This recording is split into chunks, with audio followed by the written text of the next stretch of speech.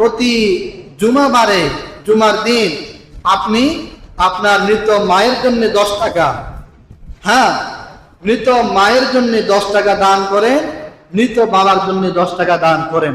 ধারাবাহিকভাবে এই দান চালু রাখেন। পারলে প্রতিদিন 10 টাকা করে আপনার মা বাবার জন্য দান করেন। কেন, আপনার মা বাবা যদি জীবিত থাকতো আপনি কি তাদের জন্য খরচ করতেন না? করতেন। তখন আপনার খরচ আরো বেশি হতো, অনেক বেশি হতো। আপনার মা বাবা নেই তার অর্থ এই নয় আপনার জিম্মায় আর কোনো হক নেই, না, আপনার কাঁধে আপনার মা বাবার হক আছে। যদি আদায় না করেন কিয়ামতের ময়দানে মা বাবাকে জবাব দিতে হবে। এই জন্যে পারলে প্রতিদিন মা বাবার জন্য একটু একটু করে সদকা করেন, দান করেন।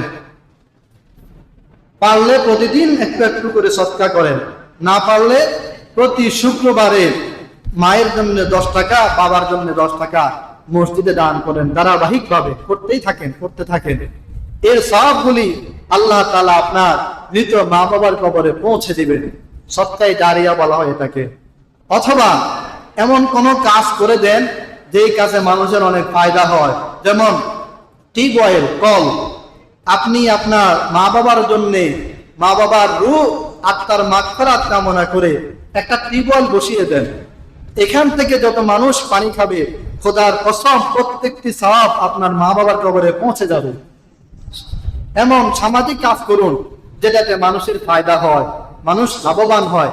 এমন কিছু কাজ আপনার মা বাবার জন্য আপনি করে যান। এটা আপনার দায়িত্ব, এটা আপনার কর্তব্য।